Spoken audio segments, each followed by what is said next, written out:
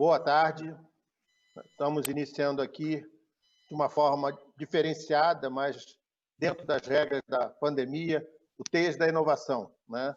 TEIAS da Inovação agora em meio virtual, né? Uma experiência, inclusive, que se der certo vai ser muito importante, né? Porque vai permitir a gente levar isso Brasil afora. Então, essa experiência, por conta da pandemia, também pode ser uma inovação que a gente vai passar a utilizar a partir de agora.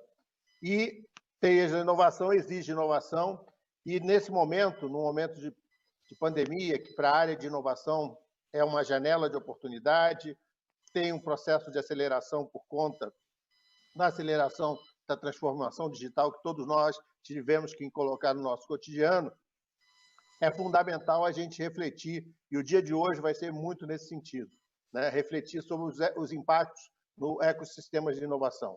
Ecossistemas de inovação que a gente precisa, né, não só trabalhar com eles em rede, mas principalmente dar visibilidade e disseminar o que está acontecendo no país afora, num momento onde a gente vê, né, o papel da ciência, o papel da tecnologia cumprindo, né, um ponto fundamental, tanto na solução, né, dos problemas decorrentes do Covid-19, mas principalmente na ação posterior. Então, é com muito prazer que nós, do Ministério de Ciência, Tecnologia, Inovações e Comunicações, damos esse start hoje, e queria agradecer não só as quase 100 pessoas que já estão linkadas, participando, mas principalmente aos nossos painelistas de hoje, que têm muito a trazer para essa reflexão, né? Muito bem. Boa tarde a todos. Eu gostaria de agradecer a presença de tantas pessoas que estão acompanhando, deixar claro que é uma iniciativa bastante dinâmica do Ministério e que é possível interagir com o evento através da plataforma, que está disponível para todos, e que existe a possibilidade, então, de que depois, no momento de debate, se abre um quiz e ali, então, as perguntas serão direcionadas aos painelistas, né, através da gestão da equipe técnica que está fazendo a gestão do evento e eu mesmo. Eu gostaria de introduzir o assunto da questão da inovação aqui no Brasil, especialmente nessa questão de ecossistemas locais, e gostaria de colocar uma provocação rápida de 5 minutos para todos. Nesse sentido, vou dividir com vocês alguns conceitos muito simples que eu coloquei numa lousa que eu fiz aqui agora há pouco. Acredito que seja possível ver aí. Então, se a gente conseguir imaginar os nossos 3 representantes aqui hoje presentes para falar sobre inovação, ligados dessa maneira, onde a gente tem, de um lado, a academia, de outro, nesse tripé, startups, empresas, né? A academia inclui os laboratórios, obviamente, e no terceiro, um pé, a indústria. Como é que a gente consegue criar uma dinâmica de aceleração, especialmente nesse momento que a gente vive? De maneira geral, a gente sabe que, na medida que a indústria paga impostos ou gera projetos, ela envolve os laboratórios, a academia. Essas novas ideias se transformam através de pessoas em novos projetos, ensaios, que acabam resultando, na maioria das vezes, em spin-offs, que são as startups. Ali nas startups é possível realmente prototipar as ideias em negócios e absorver isso dentro do contexto da indústria, né? Então, são esses embriões que muitas vezes são adquiridos, fazem parte do modelo industrial. Porque a indústria precisa de agilidade na implementação com essas novas soluções junto ao mercado. Então, se a gente pensar nesse ciclo dinâmico, né, ele arrasta automaticamente a sociedade, através localmente dos estados e no âmbito federal, são as pessoas do Brasil que fazem, né, que têm as ideias nesse âmbito de inovação, dentro dos laboratórios, e muitas vezes saem, fazem parte dessas spin-offs, e elas engajam muitos fornecedores regionais, muitas vezes, obviamente, de fora do Brasil, mas elas têm esse footprint aqui nacional que é arrastado, então, para dentro da indústria. Esse ciclo virtuoso, ele é desafiado por problemas globais, né? A Covid, ela é um problema global e esse tipo de problema tende a ser resolvido de forma centralizada, muito provavelmente fora do Brasil. É uma solução que deve vir e resolver questões semelhantes em todo o planeta.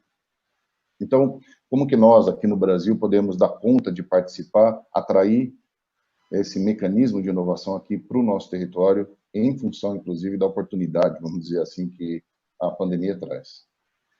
Eu gostaria de provocar os meus colegas do painel, centralizando naquele tripé, em particular na indústria.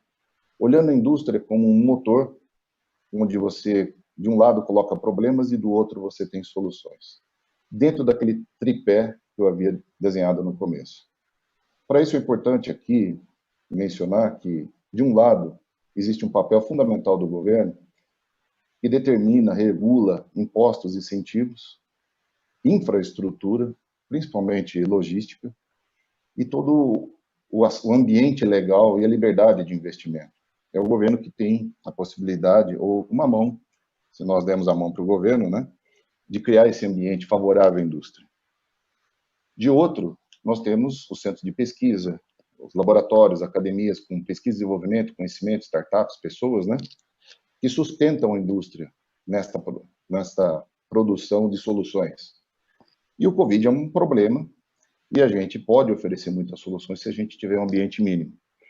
É importante lembrar que o Brasil tem uma projeção de diminuição de atividade, vamos chamar assim, entre 5% e 10% só esse ano, né? É bastante grande, pode ter repercussões nos outros anos ainda que não estão calculadas, e que o movimento todo de desacelerar a China tem ocorrido já desde 2016. Alguns países estão tomando a dianteira nisso, nesse movimento, nós sabemos, né, a história do Vietnã, do México, principalmente, que são exemplos muito fortes nesse sentido, e da Índia.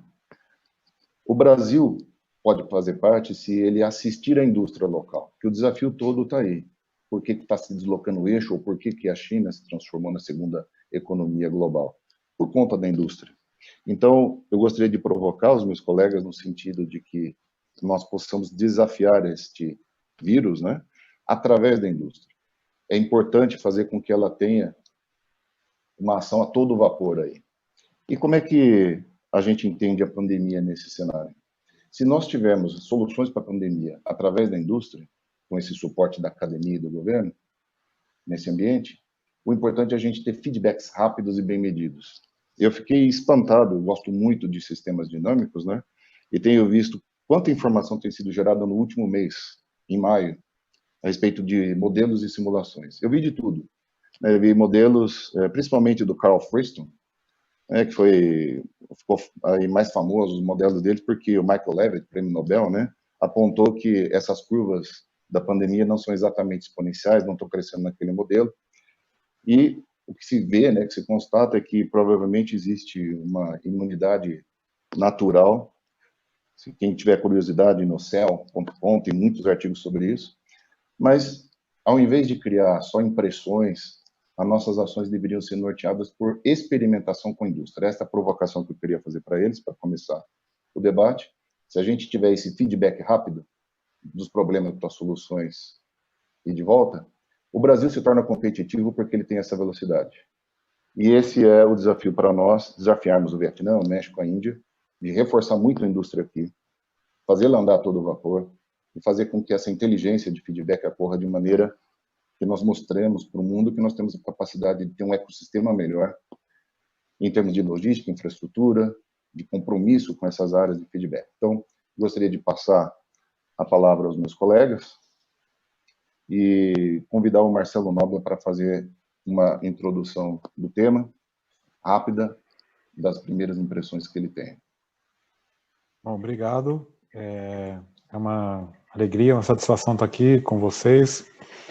Estou aqui na minha casa, sou Marcelo Nobre, eu sou reitor da Unicamp e, como vocês sabem, a Unicamp ela tem já há mais de 15 anos, foi a primeira universidade brasileira que criou uma agência de inovação, tem trabalhado com esse assunto e nós temos aqui um dinamismo, né, esse dinamismo que o Dario comentou aí, de empresas, né, startups, empresas que a gente chama carinhosamente de empresas filhas da Unicamp, que na sua grande maioria são localizadas ou aqui na região de Campinas ou no estado de São Paulo, mas também espalhadas não só pelo Brasil, mas pelo mundo como um todo. E esse dinamismo, esse contexto que se formou, que depois a gente pode discutir as várias razões e motivos, mas aqui eu acho que não cabe nesses 5 minutos que eu tenho, realmente precisa ser melhor aproveitado. E a gente está aprendendo isso agora de uma maneira muito específica. Rapidamente, assim que surgiu a Covid e essa pandemia, na Unicamp nós criamos o que chamamos de força-tarefa Covid-19. E com essa força-tarefa, rapidamente a gente conseguiu congregar dentro da universidade, vou mostrar aqui rapidinho, para quem tiver curiosidade de ver, fizemos um site, organizamos isso dentro da universidade, criamos a força-tarefa Covid-19, e criamos aí frente de ensaios clínicos, de engenharia biomédica, de diagnóstico, de pesquisa e desenvolvimento, de pesquisa básica, de modelagem e epidemiologia, uma frente tecnológica, de articulação, de captação de recursos, de divulgação. Rapidamente, isso eu não estou falando o nosso tempo normal da universidade, que é tipicamente isso daqui demoraria 2 anos de discussão, passando por grupo de trabalho, por não sei. Rapidamente isso ocorreu. A gente montou do dia para a noite um sistema de captação de recursos, as pessoas começaram a doar, os grupos se organizaram, e hoje nós temos nesta frente contra a Covid mais de 70 grupos de pesquisa e muitas startups, muitas empresas trabalhando. Por exemplo, eu vou dar um exemplo concreto que é fantástico, na minha opinião.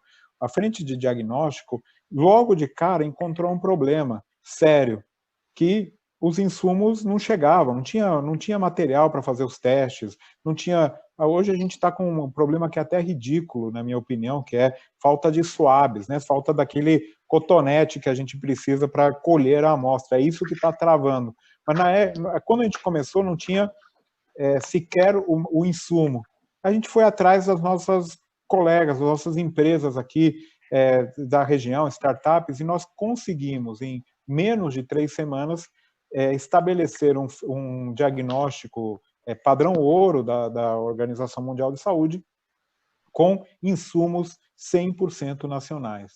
E isso, naturalmente, é um passo incrível no sentido da gente conseguir fazer a testagem em massa. Outro exemplo, que aqui o próprio Dario participou, na área é uma área que é fundamental hoje em dia, de doação de cestas básicas para as pessoas carentes. E existem diversas ações no Brasil inteiro acontecendo, no mundo inteiro, mas o que a gente decidiu fazer? Bom, vamos organizar a universidade em torno disso e trazer as empresas e grupos de pesquisa para colaborarem. Então, a gente quer adicionar valor a esse projeto. Então, a gente fez uma parceria com a prefeitura para distribuir essas cestas básicas vindas de doação, e a gente também está criando um sistema aí junto com a própria Von Braun, de verificação se essas cestas estão chegando nas pessoas que precisam, de um georreferenciamento dessas cestas básicas, como é o caminho delas, e naturalmente isso levará a dados, e esses dados levarão a estudos. E esses estudos, naturalmente, levarão a uma distribuição mais adequada, a um conhecimento melhor da questão e do problema. Então, esses 2 exemplos são importantes para mostrar como a gente pode, de uma maneira... E agora foi a pandemia que criou essa situação de fazer coisas em conjunto, mais rapidamente, sem tantas amarras e realmente inovando em todos os setores. Então, a universidade, eu acho que ela evoluiu no sentido de estar mais aberta, mais dinâmica, mais rápida na sua resposta. As empresas também encontraram ali um nicho importante que pode trazer resultados rápidos e necessários nesse momento, e agora justamente falta o tripé aí fundamental, um apoio fundamental do governo, e não só federal, governo estadual, governo municipal, para fazer com que esses avanços rapidamente se transformem em protótipos, e esses protótipos se transformem em produtos com uma velocidade que a gente está precisando nesse momento. Então, a universidade é capaz, a indústria, né, todo o ecossistema local é capaz, é só uma questão de organizar essa articulação. É isso com o pensamento inicial. Obrigado. Obrigado, Marcelo. O Marcelo, ele é físico, né?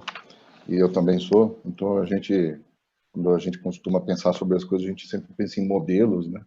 Matemáticos. Aí o nosso público em geral de engenheiros e executivos, né? E o que a gente encontra?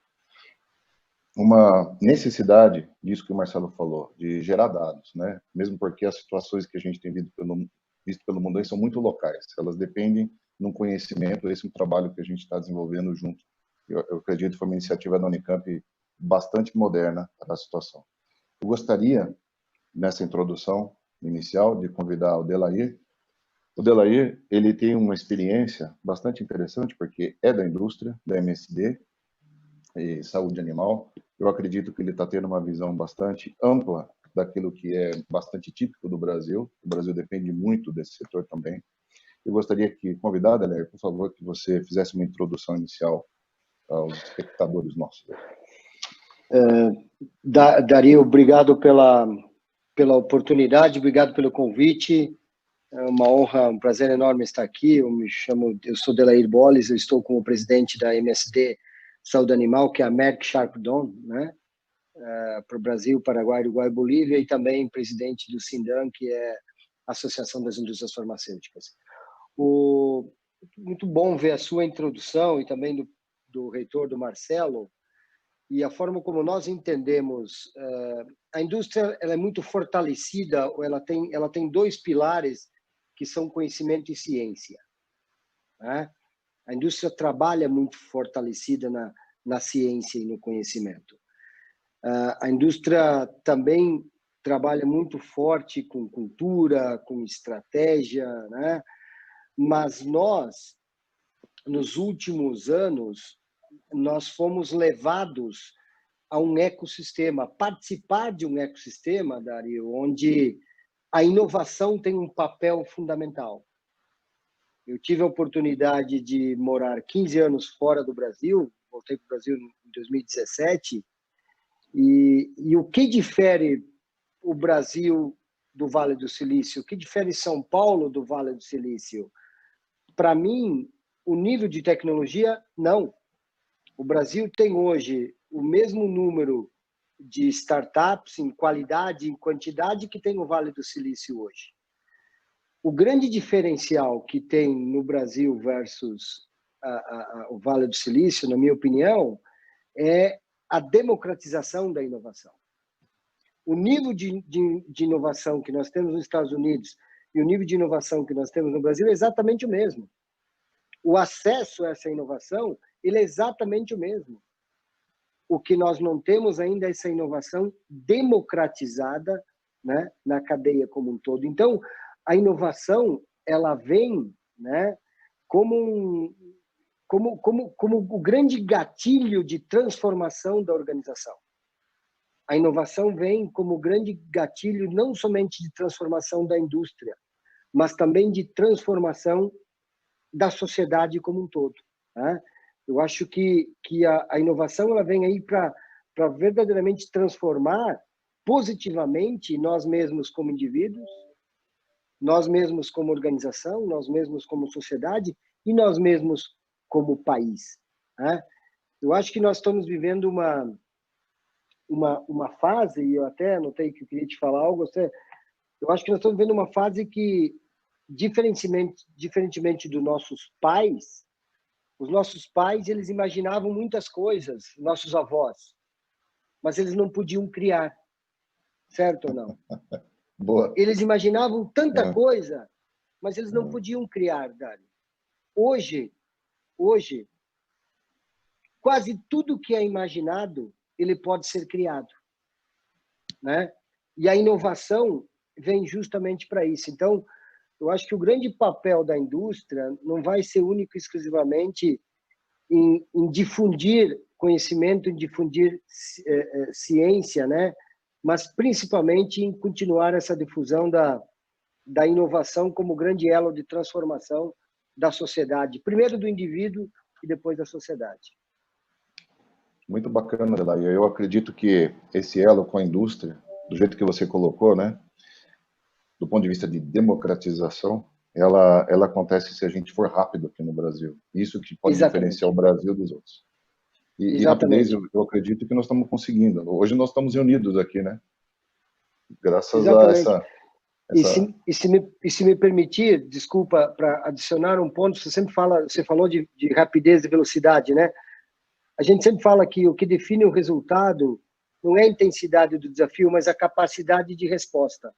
Hoje, o que define o resultado não é a intensidade do desafio, é a capacidade e a velocidade de resposta. Eu concordo contigo, então, quanto mais conectados, o diferencial da gente para o Vale do Silício é conectividade. Nós precisamos ser rápidos, e sermos rápidos é conectividade. Né? Eu acredito que a gente está aí conectado com a Unicamp, né, por exemplo.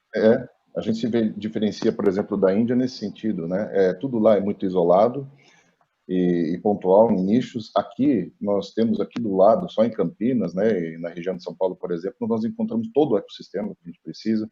A gente tem interagindo com Santa Catarina, o Nordeste, e é tudo muito mais interligado para a gente aproveitar esse momento que o Ministério está criando. Eu acredito muito nisso, quero apoiar muito esse momento. Eu gostaria de convidar também, então, para fazer a introdução, o Cláudio. O Cláudio, ele tem uma experiência muito importante, porque o Porto Digital é uma fábrica de aproximação ou de democratização daquilo que é a universidade e indústria, é uma ponte, um elo, né? E para nós aí é a cola, porque ele está envolvido em vários projetos, né, importantes aqui no Brasil, cidades inteligentes, ele está trabalhando junto da indústria e da academia. Gostaria, por favor, Cláudio, que você pudesse fazer uma introdução inicial. Ok, boa tarde a todos. Obrigado, Paulo, pelo convite, né? Bem, falar um pouco do contexto Porto Digital, como vocês sabem, o parque nosso é um parque urbano, né? Então, é um parque que tem 20 anos de estrada, já 22 anos de estrada, né? Mas eu costumo dizer que o que tornou o Porto Digital que ele é hoje foi um entendimento no passado, né? De linkar essas pontas, de perceber o valor da academia, como também o capital humano que o Estado produzia, né? Então, e reter aqueles talentos aqui. Então, hoje eu costumo dizer que o Porto, você está com uma ideia tecnológica, o que quer que seja, você sai para almoçar, volta com 10, porque você compartilha essa coisa. Então, a pandemia veio, acho que mais para aguçar e nos direcionar que estamos no caminho certo, né? Então, olha que coisa belíssima aqui, todos nós conectados discutindo futuro, né? Então, é essa percepção que eu senti. Eu acho que o Adelaide foi muito feliz quando ele fala que a gente não é diferente do Vale do Silício, né? E eu percebo hoje já essa meninada, quando se fala de startup, eles usam até uma brincadeirinha que diz que é o Vale do Suplício, porque a sua ideia é mais uma, né? Então, é isso. O nosso país ele tem muito problema, né? Então, se a gente se atentar ao que está ao redor, eu acho que conseguimos sanar muitos problemas e eu acho muito bacana a troca. Compartilhando até com você, Marcelo, eu recebi um aluno da Unicamp que está envolvido no projeto de vocês de cidade sustentável. E eu recebi esse teu aluno aqui, eu acho que é o Guilherme, enfim, eu não lembro o nome dele, mas ele veio trocar ideias conosco aqui no Porto Digital. E olha a disparidade disso. Em 2017, o nosso parque tecnológico, né? E quando a gente fala de tecnologia, as pessoas têm tendência a entender muito coisa de bits e bytes, né?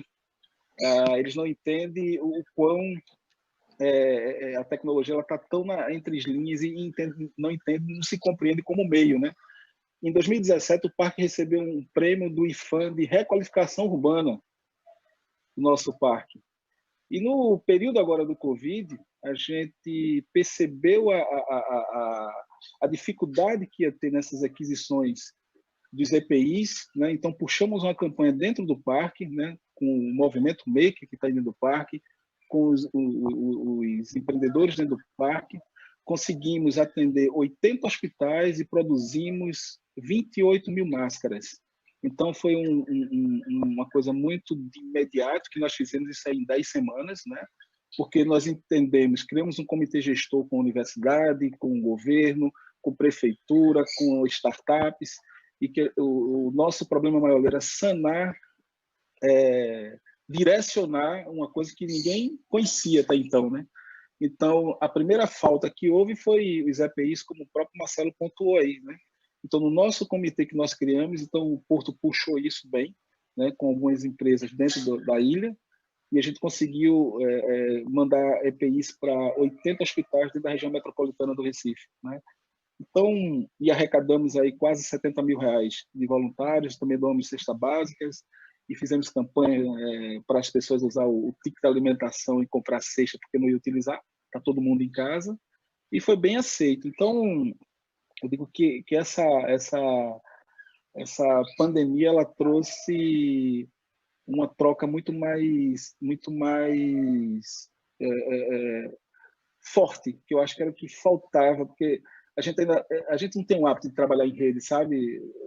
Eu percebo isso, sabe, Dario? A gente falta muito. Então, essa aproximação com a indústria, com a academia, isso para mim é primordial. Eu acho que quando se compreender e o negócio é mais catracado, a gente vai produzir muita coisa legais.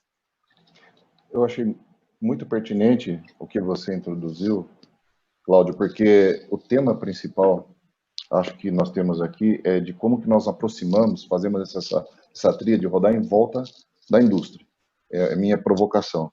E eu acredito que seria interessante a gente abrir um debate agora a respeito desta aproximação. Eu gostei, achei muito interessante esse projeto do Marcelo, eu fiquei muito impressionado. Eu sou ex-aluno, né?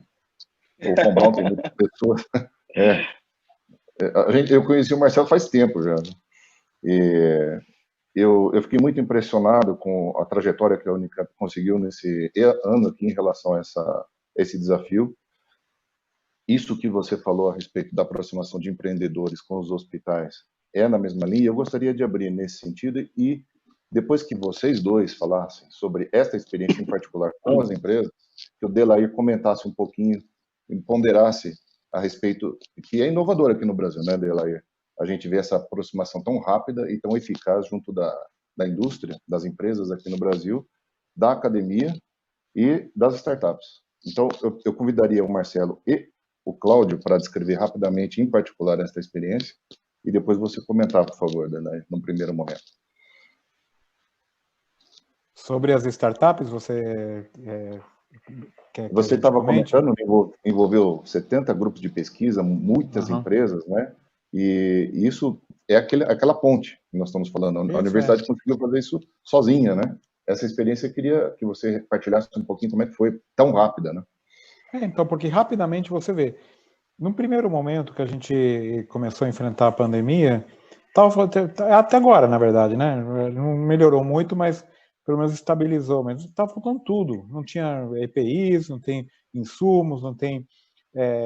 Então, o pessoal foi para todos os lados. E gente que tinha, por exemplo, alguma possibilidade, rapidamente pensou, falou, bom, eu vou passar a minha linha de produção aqui para produzir face shields, ou outros que têm ali sistemas ultravioletas, quiseram fazer testes para ver se a gente conseguia recuperar máscaras e reaproveitar máscaras, outros que pensaram nos respiradores. Então, o que acabou acontecendo? Esse pessoal, naturalmente, para ter um certificado, para ter uma certificação, para poder, precisa uma universidade por trás, né? Algum teste com equipamento mais complexo, mais caro. Essa conexão, é isso que foi dito ali antes pelo Delair, né, comentado pelo Cláudio, essa rapidez, essa conexão, é isso que estava faltando. E eu acho que foi o catalisador que a pandemia trouxe de rapidamente poder conectar, né? Então, bastava isso, ter um site específico. Hoje em dia, eu recebo ainda, todos os dias, acabei de receber agora, estava recebendo aí uma mensagem de uma empresa que quer que a gente veja, teste, faça.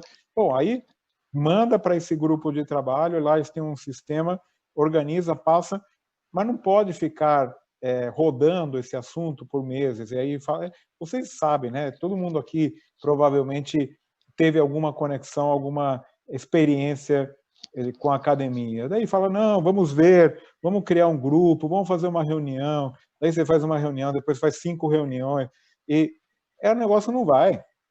E aí você perde o momento. Agora, a realidade nos atropelou, a realidade é outra, então nós temos que ir atrás.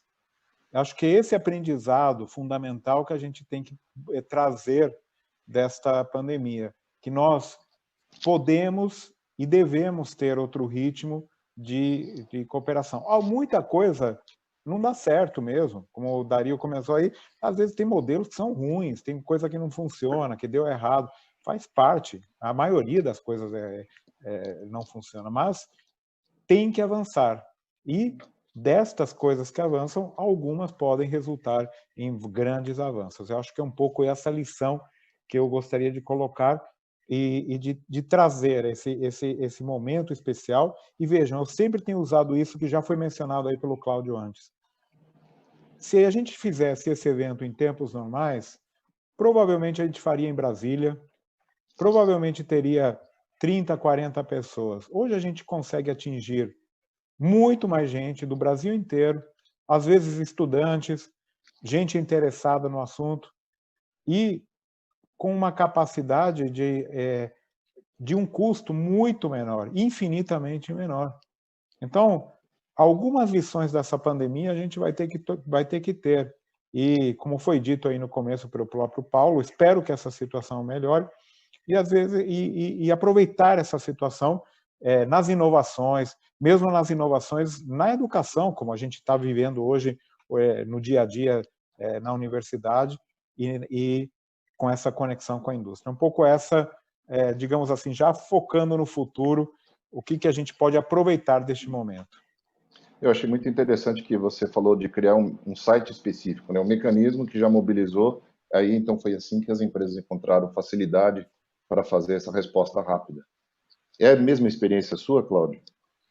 Sim, aqui não foi diferente. Eu lembro que quando começamos a ativar o ecossistema para produzir os EPIs, a gente percebeu do jeito que vinha todo estudo de dados, né? Como eu sei que vocês gostam de dados, eu vou falar de dados aqui, e percebi a curva, né, crescente. Ia chegar um momento que o governo ia parar, porque ia ter dinheiro e não ia ter insumos para comprar. E o negócio ia piorar. Então, os makers locais, tinha gente que imprimia 3 máscaras por dia, que era o que a impressorinha dele fazia.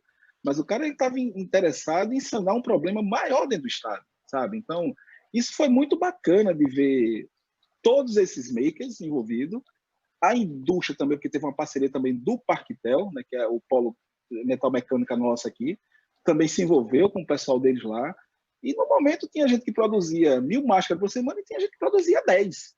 Mas a gente chegou nesse montante tentando sanar a problemática real que existia no momento, né? Então, que ainda está, né? Quem está acompanhando aí.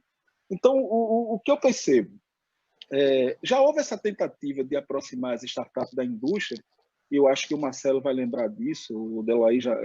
quando a BDI trabalhou aquele startup indústria, né? Porque existia um distanciamento, né? Não sei se vocês lembram desse programa da BDI, da Agência Brasileira de Desenvolvimento das Indústrias. E o Porto Digital foi beneficiado com isso também. A gente veio trabalhar com a BDI aqui, a gente tem parceria com a BDI, para difundir essa... Dizendo, olha, tem uma meninada produzindo coisas bacanas que pode otimizar, como também potencializar a indústria brasileira, né? Então, eu acho que precisou um Covid vir para as pessoas entenderem que, de fato, essa é a pegada, sabe? A gente tem que estar todo mundo, eu acho, na mesma mesa, de mão dadas. E, olha, eu digo que eu costumo... Aqui a gente tem uma brincadeira que diz o seguinte: temos que esquecer o que o Barbudão falou na margem do Rio Ipiranga, sabe, Dario? Que é independência ou morte. Entender que agora o mundo é interdependência ou morte. Gostei. Muito boa. É sua essa frase? Não. Tem que patentear. Isso é o Ricardo Guimarães que fala muito isso, né? Exatamente. Ricardo Guimarães da Natura, ex-Natura, né? Isso, Ricardo Guimarães. Sou fã dele, muito amigo e fã dele. Ele fala muito isso. A gente tem que pensar nisso. Eu fui militar, né? Então, né? Então, naquela época eu não podia falar isso. Hoje eu posso falar que sou civil. Eu achei Mas é isso. muito interessante, porque isso traz justamente o tema que o Delair puxou, que é velocidade. O que me espantou foi essa mobilização, capacidade de mobilização da academia, da startup, do parque, né? É um parque urbano, já mobilizou inclusive a indústria metal mecânica, mas isso foi muito rápido. Isso é algo sempre inédito no Brasil. Eu gostaria que você comentasse, Delair, do que você tem visto e dos nossos colegas, né? Se isso é um exemplo daquilo que você estava mencionando, né?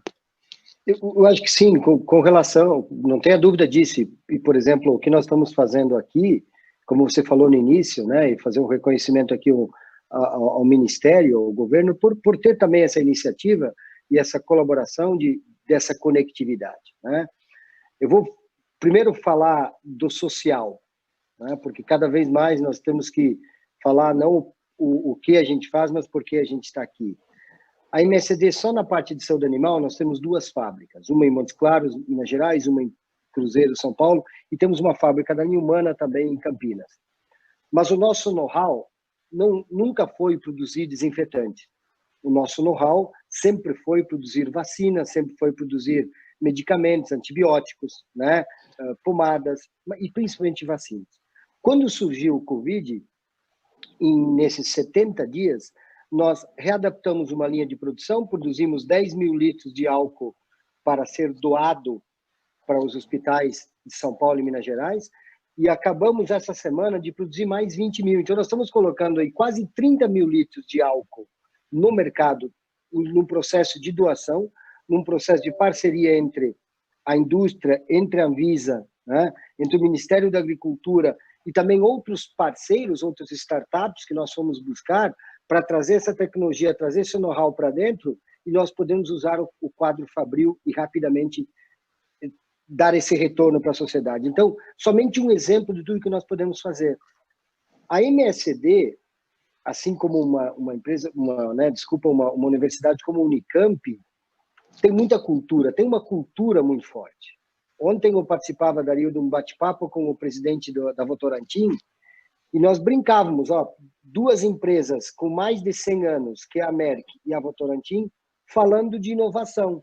Então, basicamente, é o seguinte, é o eterno e o moderno juntos, né? Agora, o primeiro ponto da indústria, a indústria tem que ser humilde, e nós fomos humildes. Nós investimos 20% do nosso faturamento no desenvolvimento de novas moléculas. É suficiente? Já não é mais suficiente, Dario. Porque, às vezes, uma universidade como a Unicamp, uma startup, consegue desenvolver não somente uma molécula, mas uma estratégia, uma plataforma para a gente com menos custo e com muito mais velocidade do que o próprio nosso departamento de pesquisa que nós temos. Então, o que nós fizemos? Como nós temos uma cultura forte, nós incluímos dentro da nossa cultura, dos nossos pilares culturais, o ano passado, assim como a gente tem diversidade e inclusão, tem execução com excelência, tem liderança positiva, nós incluímos inovação. Aí criamos um comitê de inovação, e esse comitê de inovação, olha que coisa interessante, esse comitê de inovação ele é formado por 11 profissionais, média de idade menos de 40 anos, de 11 diferentes áreas da empresa, inclusive recursos humanos, inclusive um advogado, está lá. E aí o que acontece? Esse comitê de inovação ele só tem uma função: ouvir startups. Ouvir startups. Então, nós selecionamos, nós identificamos startups do mercado para que possam vir e apresentar para a gente soluções. Quer que eu vou só te dar um exemplo, né, do grande sucesso que nós trouxemos? A produção de tilápia no Brasil, o Brasil tem uma oportunidade única, Dario, de ser uma grande referência mundial na produção de tilápia. Mas nós temos duas grandes dores a resolver. Uma é a temperatura da água, que quando a tilápia está na temperatura da água, ela hiberna. E aí, no período de inverno, a produtividade cai. Então, nós temos que sem perder volume de produção, desenvolver um mecanismo que mantenha a temperatura da água, e a gente não chegou lá ainda, né? Mas tinha uma outra dor, que era vacinação de tilápia. Tilápia sofre para streptococcus, né? Então, MSD, como tem ciência, como tem conhecimento, como tem know-how, desenvolveu uma vacina de Streptococcus e nós hoje reduzimos a mortalidade de tilápia em mais de 30%. Mas tínhamos um segundo problema. Como você vacina uma tilápia de 50 gramas, Daí? Eu também quero saber. Fomos atrás de uma startup lá do Paraná, né? Abrimos um vídeo aí, várias startups apresentaram a tecnologia e já estamos com um projeto piloto, né? Com um equipamento automatizado, porque ela tem que ser, a tilápia ela tem que ser amortecida, né? Ela tem que estar dormente, desculpa. Ela tem que estar dormente no momento da vacinação. Mas era vacinação manual, era economicamente inviável.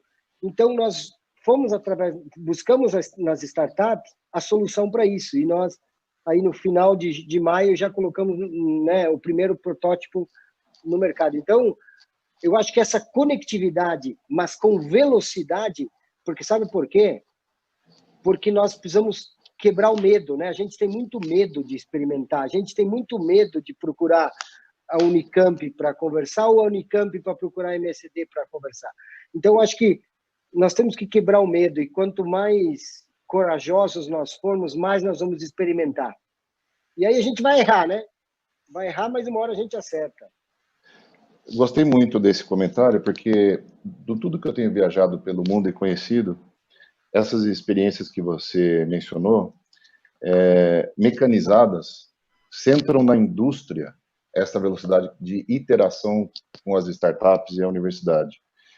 Eu acredito que se mecanizar isso num procedimento muito rápido, esse exemplo que você falou, achei muito bom, devia estar sendo muito divulgado, até às vezes padronizado.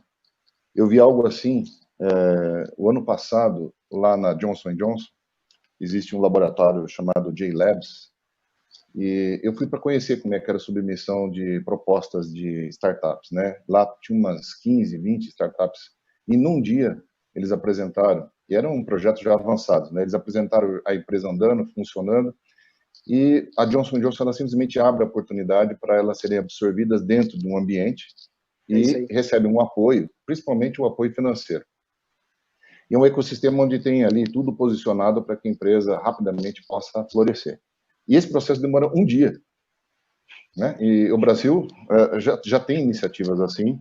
Eu acredito que essa sua deveria ser um modelo aqui no Brasil, porque o modelo americano não necessariamente se aplica aqui.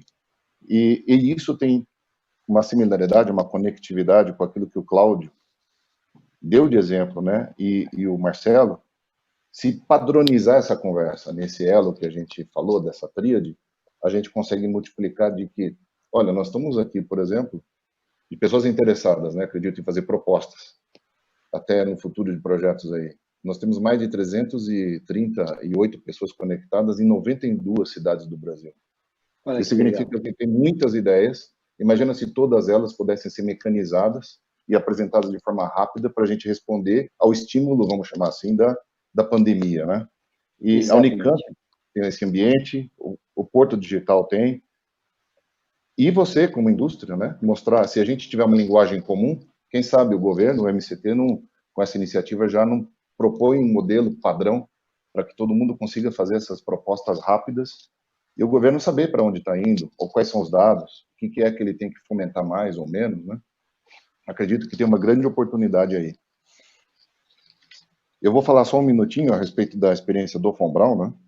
A gente exercita esse ciclo através de... A gente trabalha muito aqui internamente, sempre desenvolvendo as soluções que são necessárias para as aplicações, e automaticamente a gente já envolve a indústria, logo de partida. Quando eu era estudante da Unicamp, eu fiquei muito impressionado, eu fazia trabalho com física de fundamentos, e eu fiquei impressionado quando eu estudei que na Alemanha, já no século XIX, o pessoal, quando tinha uma ideia, já procurava a indústria, sem saber direito como é que funcionavam as coisas, do ponto de vista físico, né? E ali eles conseguiam fabricar já protótipos, máquinas, né, que podiam ser utilizadas num ambiente fabril, industrial, e depois eu criando as teorias atrás. Muitas pessoas não sabem, mas a mecânica quântica surgiu dessas coisas, né? De fazer canhão em altos fornos. Você bota o canhão para ser produzido e aí você complementa com trabalhos e estudos para entender como é que funciona um forno, né?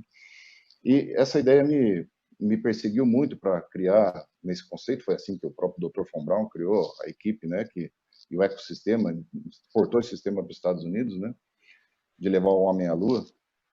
E aqui no Von Braun a gente faz uma aproximação já logo de partida com a indústria. Então, todos os projetos, eles não têm essa fase 1, 2, 3, né, de conceito, desenvolvimento de protótipo, depois procura na indústria. A gente já parte de princípio, no primeiro momento, com a indústria. E ela vai trabalhando junto para produzir o resultado.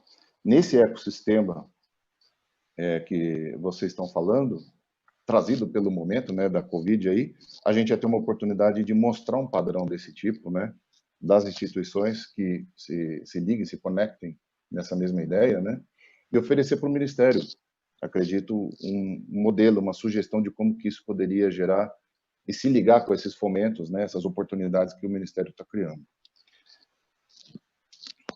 Se vocês quiserem fazer um comentário final, a gente passa para a próxima fase, que tem um quiz.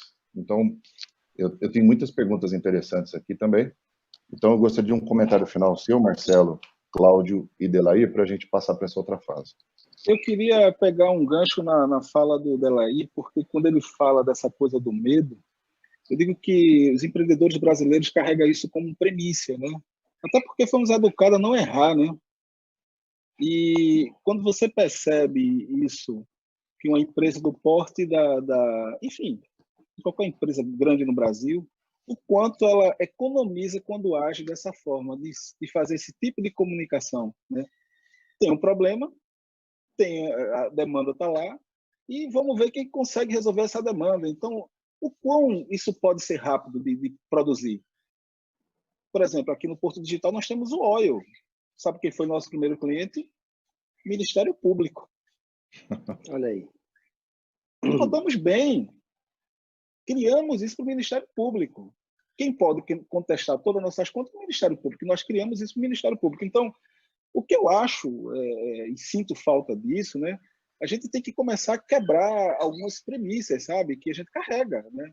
Eu digo que o cara que era bom no século, sei lá, 16, aqueles caras que tocavam aqueles cavalos grandes, né? Aquelas charretes de 16 cavalos.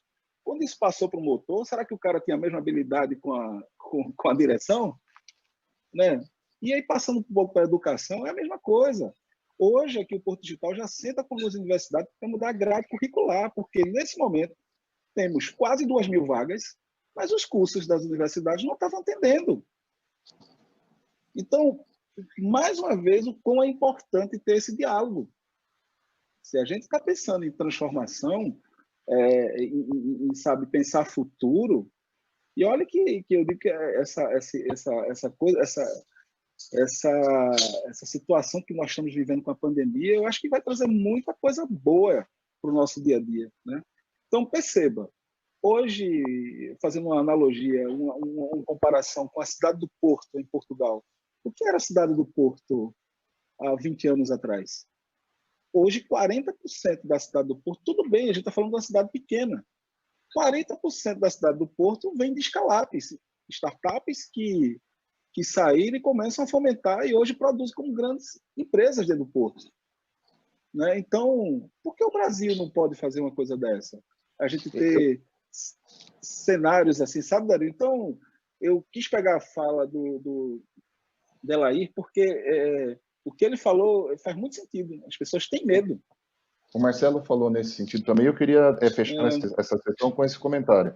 Errar rápido, né? Não tem problema de errar. Aquele mecanismo, o último slidezinho que eu coloquei lá, da indústria produzindo soluções, ela pode produzir muitos erros, mas nós temos que medir rápido e nós temos que alimentar esse ciclo muito rapidamente.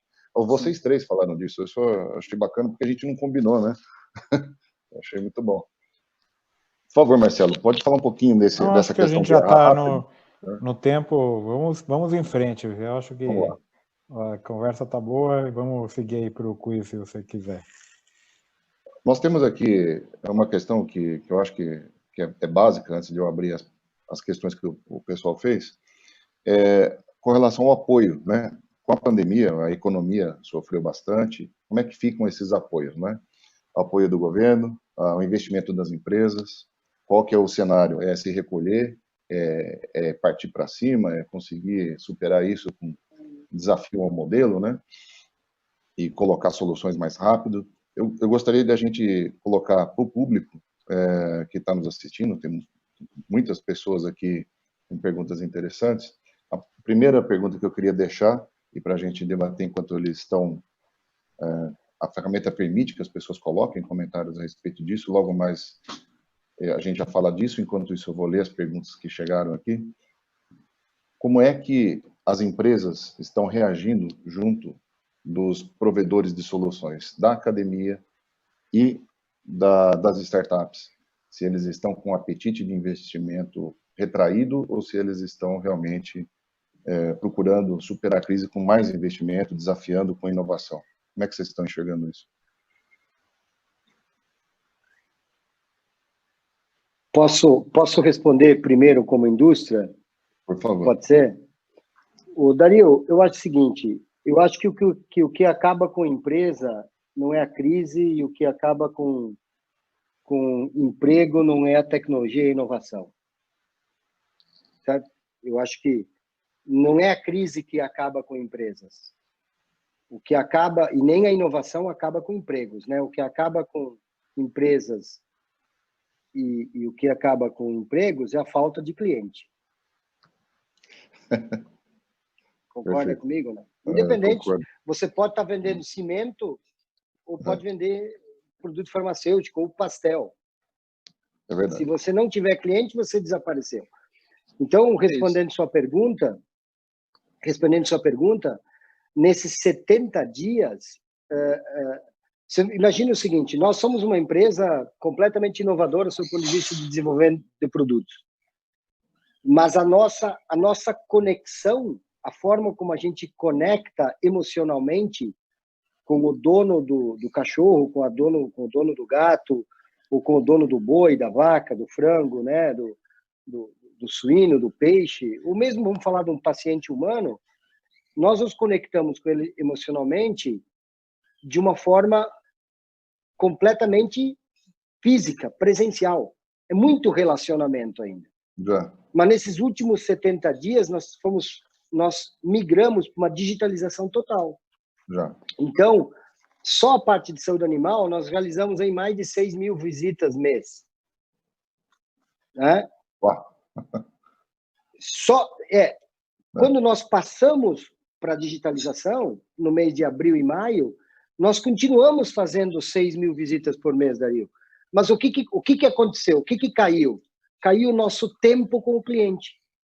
Nós estamos menos tempo com o cliente. Então, nós estamos tendo que ser mais objetivos, mais práticos, né? mais diretos, vamos falar assim. Né? Agora, e aumentar a nossa produtividade. Mas, respondendo sua pergunta, sim, nesse período, o Covid nos ensinou algo, que nós não vivemos e não fazemos mais nada sozinho, né? Nós vivemos num ecossistema total. E o Covid te lembrou disso, o Covid nos lembrou disso. Então, houve uma corrida muito forte da empresa, no caso da MSD, né, da indústria farmacêutica, que eu estou aqui representando, para nós nos aproximarmos do cliente, não perdermos a proximidade com o cliente. E não perdendo proximidade com o cliente, nós nos conectarmos com o cliente de uma forma emocional. Isso que nós buscamos. Então, toda essa possibilidade de explorar é um oceano ainda, né? Existe um oceano. Se imaginar que, vamos falar só no Brasil, do nosso negócio, são mais de 2 milhões de fazendas, mais de 1 milhão de pessoas, né? Da porteira para dentro, que nós falamos, dos quais mais de 90% deles têm acesso a isso aqui, né? E olha só, o brasileiro já passava, né, 55% do tempo dele conectado num WhatsApp, numa forma digital. Nesse período aumentou para 65%, quase 70%. Eu acho que o desafio, a grande oportunidade que nós temos aqui, seja Unicamp, ou seja Porto Digital, ou seja MSD, é como nós vamos fazer com que o tempo que nós estamos conectados digitalmente seja mais produtivo. Já. Para buscar mais conhecimento e menos informação. Então, mas você não vê impacto para a inovação, o investimento para a inovação, o envolvimento, a participação do governo junto da indústria, ele continua, o que afeta o negócio é não ter cliente. Esse é o resumo, certo? Exatamente. Se você perder o cliente, você perde tudo, né? Então, assim, eu acho que antes o grande investimento ele estava em nós pegarmos um avião até chegar ao cliente, até conversar com o cliente, até almoçar com o cliente. Hoje o grande investimento, hoje houve uma migração de investimentos. Nós fizemos congresso de marketing, convenção de vendas, treinamento de recuperação acelerada para os clientes, tudo de forma digitalizada. E são oportunidades para as startups aí participarem desse processo. Total, uma economia significativa de investimento. Não. A gente salvou muito investimento nesse período. É a mesma experiência que eu acho que o Marcelo passou nesse período de crise. Você pode falar, Marcelo, se afetou ou se é vista a inovação do ponto de vista financeiro, investimento, é diferente nesse momento de crise ou tem uma projeção?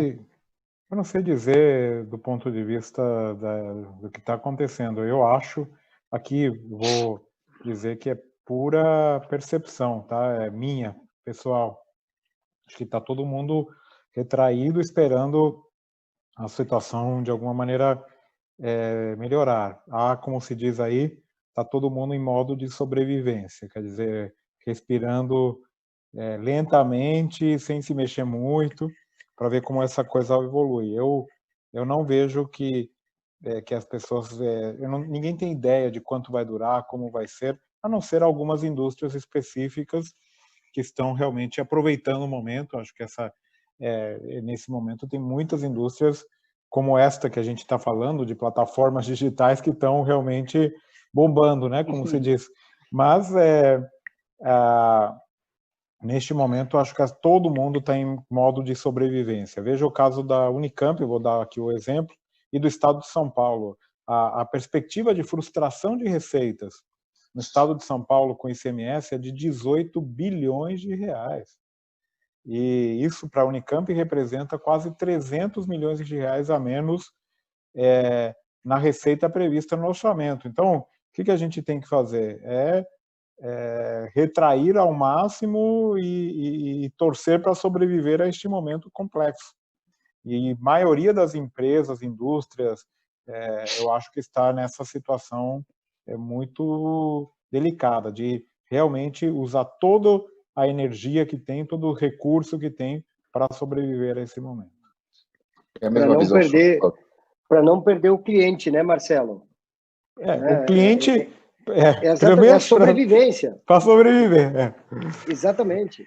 É a sobrevivência para pensar em crescer, se reinventar, não tenha dúvida. Mas, nesse momento, a sobrevivência é o principal.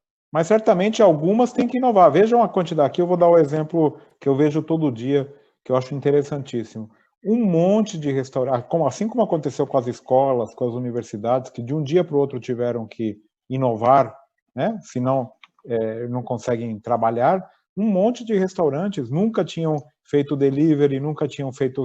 E tiveram que se reinventar de um dia para o outro para sobreviver. Se depois isso vai ficar, como vai ficar de alguma maneira, não sei. Mas é isso, é modo de sobrevivência nesse momento, pelo menos é a minha percepção. Você tem essa mesma visão, Cláudio? Sim.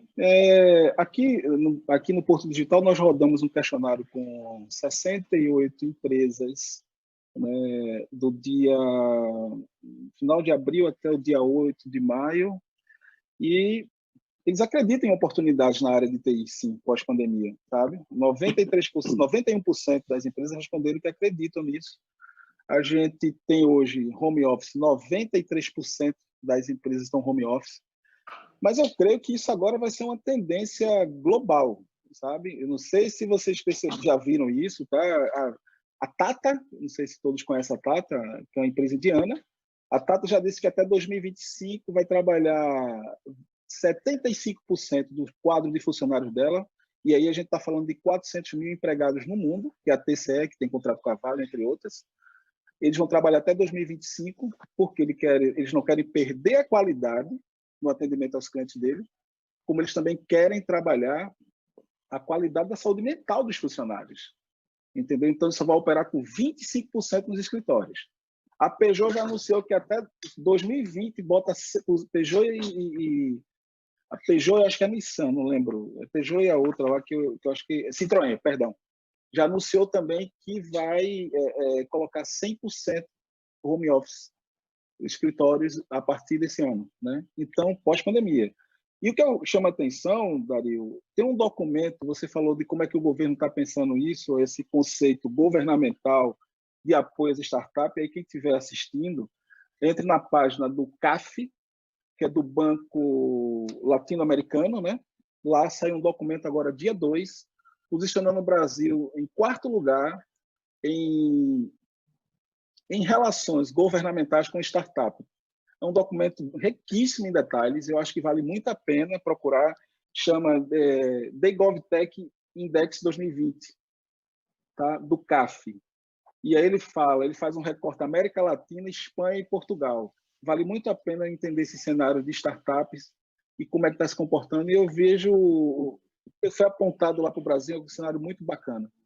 O Cláudio, só para complementar o que você está falando, existe um artigo aí estimando que em 2021 nós vamos precisar de 1.200.000 metros quadrados a menos de escritório. É isso. É isso aí. Né? Eu li um artigo a semana passada. 1 milhão, não sei como eles mediram isso, né? Mas falava 1.200.000 metros quadrados. A gente está desde 14 de março trabalhando de casa, trabalhando muito bem, nos preparamos para isso, né? Mas eu acho que, não tenha dúvida, né? A gente sente falta, agora tem a consequência, né, Cláudio? Sim. Doenças mentais, né? Sim, sim. Eu acho que a incidência de doenças mentais está aumentando, por quê? Porque a gente está perdendo o contato com o humano. Eu gostaria muito de estar tendo essa conversa com você e com o reitor presencialmente, né? Terminou o debate, você vai fazer uma coisa, o reitor vai fazer outra, o Dario também. Se nós estivéssemos fisicamente presentes, terminou esse debate, eu ia grudar em vocês para trocar mais informações, para aprender mais, para conversar, para tentar fazer um projeto junto, né? E eu acho que isso que aconteceu nesse momento aí do Covid. Eu tenho muitas perguntas aqui que eu gostaria de dividir com vocês. Primeiro, eu gostaria de puxar o resultado do quiz, se a gente puder ver, que a gente lançou nacionalmente aí. Então, o que nós estamos vendo aí? Como estarão os ecossistemas, então, brasileiros de inovação pós-pandemia, né?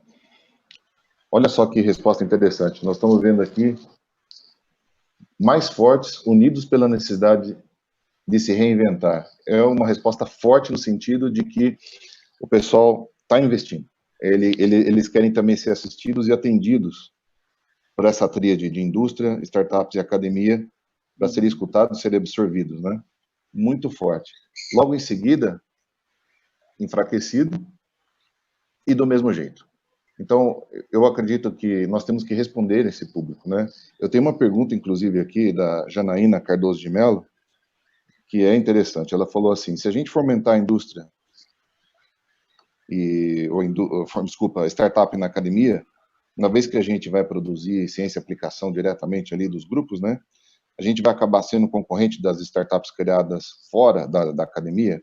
Eu vou começar dando uma puxada aqui, para provocar o grupo, de que eu acredito que não. Até, Janaína, eu acredito que o melhor jeito de uma startup dar certo, ela é rapidamente fazer essa rede de correlações aí que nós estamos vendo como exemplos práticos aí dos 3 setores. É fazer com que ela rapidamente tenha esse footprint, esse pé. Ela não vai competir, ela vai colaborar, ela vai utilizar soluções complementares, ela vai colocar a experiência dela junto de outras e ela se enriquece assim. As empresas hoje, eu vejo que muitas vezes o seu maior amigo é o seu competidor. É muito importante a gente ter um relacionamento com ele, dividir ideias, promover uma sinergia para se defender no mercado, criar um ecossistema que sobreviva. E a gente responder a esse enfraquecimento, esse estado de dormência aí, é necessário colaborar, né? E é isso que a gente está vendo, inclusive na resposta do quiz. Eu respondi, mas eu gostaria de convidar os meus colegas aí a responder se é nessa direção também. Não, sempre, eu vou comentário aqui que aqui eu não sou especialista, mas temos aqui especialistas maiores. Se você vai para o mercado, quer criar uma empresa e você tem medo, digamos assim, de competição, aí eu acho que talvez está no caminho errado, né? Faz parte do assunto competir, colaborar naturalmente. É importante saber que é possível colaborar com empresas, mas ao mesmo tempo competir. Isso aqui o Delair pode comentar, está acontecendo muito, né, nessa questão da inovação aberta com as empresas de farmacêuticas, mas também nas áreas de tecnologia, tem consórcios montados que vão até um certo ponto em comum, depois cada um compete, colabora até um certo ponto, depois tem a competição pelo mercado, com estratégias diferentes. É parte do dia a dia de qualquer empresa, buscar esse, como foi dito anteriormente, buscar o seu cliente, buscar vender o seu produto, e há espaço. Eu acho que no Brasil e no mundo como um todo há espaço para todos e possibilidades aí de uma competição, digamos assim, sadia, que tenha também esta componente cooperativa que o Brasil e esse sistema tão ainda jovem precisa para se ampliar.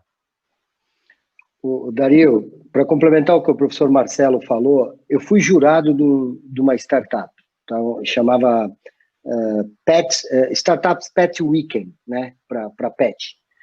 E nesse processo de jurado, então, um menino estudante da USP, inclusive, fez uma apresentação do projeto deles, né? E eu, como jurado, e o projeto dele era desenvolver um colar para colocar nos cães, para que quando você trabalhando, você pudesse de longe monitorar o cachorro, liberar comida determinada hora, liberar água determinada hora, né, controlar o peso dele, tudo certinho. Basicamente um processo de inteligência artificial, né? E a MSD, a empresa que eu trabalho, nós pagamos aí mais de $1 bilhão para uma empresa israelense que chama Antelic Alflex, né? Que basicamente são brincos que fazem leitura de comportamento animal. Blá, blá.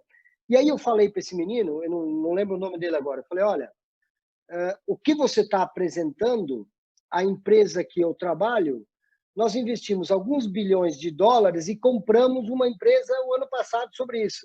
Resposta do menino para mim, senhor Bolles, não se preocupe, o mercado é grande e tem espaço para todos.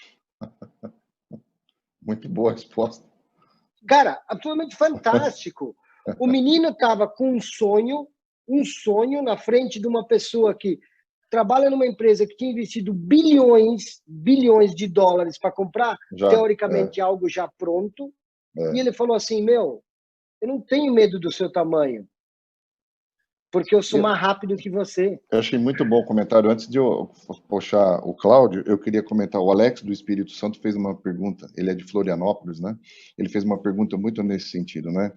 E se elas têm capacidade de desenvolver de forma rápida as startups, né, os produtos para as grandes empresas, né? E se elas têm interesse de absorver. Eu vou falar a minha experiência bem rápida aqui, Alex, nesse sentido que os nossos painelistas estão comentando, que é o seguinte: o Von Braun ele já competiu com empresas multinacionais em vários projetos. É gozado que a gente presta serviço para o mercado, mas conforme a gente vai exercitando essa roda, né, do tripé que nós comentamos, a gente acaba desenvolvendo fornecedores na Ásia, a gente desenvolveu toda a capacidade de fazer implementação e fazer ramp-up de projetos. Isso naturalmente vão aí surgindo startups que são direcionadas para os nossos clientes. Acabou que a gente vira parceiro dos clientes, né? E na hora que você vira parceiro dos clientes, você está competindo com o fornecedor antigo dele. E o que a gente viu? É possível competir com empresas globais. Exatamente esse exemplo que nós acabamos de ver. Então, eu diria que eu estou recebendo outras perguntas também no mesmo sentido, de que o Brasil ele tem essa velocidade que nós estamos falando de errar rápido, porque nós temos um ambiente universitário muito bom, na minha opinião. Ele é bastante aberto à inovação, é difícil fazer isso em outros países. E as agências de fomento no Brasil, na minha opinião, sempre foram bastante abertas a vários programas de inovação. E outra pergunta que eu tive aqui, do Luiz Edmundo Del Negro Sutter, né, do Rio de Janeiro, ele falou do BNDES, um conjunto de instrumentos financeiros que atendem, né, a implantação de tecnologias 4.0, chão de fábrica. Eu acho muito importante estar sempre ligado com a questão fabril e industrial no Brasil. Eu não acredito em riqueza no Brasil sem indústria no Brasil. O setor de serviço ele é forte se existe uma indústria por trás. E o Brasil precisa ter isso. Então, os projetos de inovação que dão certo, respondendo para o Alex, para a Janaína e para o Luiz Edmundo, na minha opinião, e aí eu vou puxar a opinião do Cláudio, né, porque ele tem uma experiência até muito ampla nisso, é de que se a gente monta projetos em que a gente mapeia localmente as indústrias, com essas agências de fomento, isso é totalmente possível, né? Nós já fizemos muito isso. A gente consegue alavancar, arrastar dentro do Brasil riqueza, né? E isso dá para competir com gente grande. A gente consegue aqui mobilizar empresas de manufatura, laboratórios de universidade, os testes de certificação, envolver o pessoal da indústria. Queria que você comentasse, Cláudio, se estamos na mesma direção aqui com você também. Sim, eu não tenho dúvida, eu tenho acompanhado, eu sou community leader da Ambiotech, que é a Associação Brasileira na área das empresas de nanobiotecnologia, e no período do Covid eu vi o quanto a gente produziu, a gente tentou ainda produzir muito mais, mas enfim, enfim tem algumas coisas que a gente não conseguiu destravar, mas eu acredito muito que o Brasil está num caminho digamos assim, disruptivo. A gente está quebrando essas amarras, sabe? E com essa meninada impulsionando isso, sabe? A cobrança é legal. Hoje eu tenho um hub do BNB dentro do Porto Digital, né? Então, os bancos querem entender o que essa meninada faz, né? Então, como é que a gente pode potencializar isso? Então, sinceramente, é um caminho... Gostei do seu comentário, Cláudio. Sabe? Gostei é um caminho muito. Sem volta. É um caminho sem volta. Gostei porque você puxou para nós, né, a responsabilidade. Eu acredito que é função do governo olhar o que está acontecendo nesse tripé. E eu desenhei ele no começo, o governo fora disso, no sentido de que eu apoio, mas são vocês que têm as ideias que têm que fazer alguma coisa, né? Sim. Eu gostei muito do seu comentário, bastante mesmo.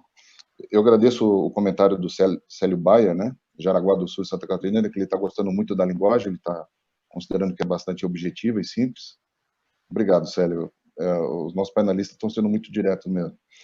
E o Valdenildo Pedro da Silva, de Natal, ele está falando que se existe alguma evidência de desconexão inovativa e colaborativa em rede de conhecimento transformador. Eu acho que ele quer dizer se mudou o cenário com a pandemia, ou seja, eu fazia inovação de um jeito, agora estou fazendo de outro. Eu acredito que seja essa.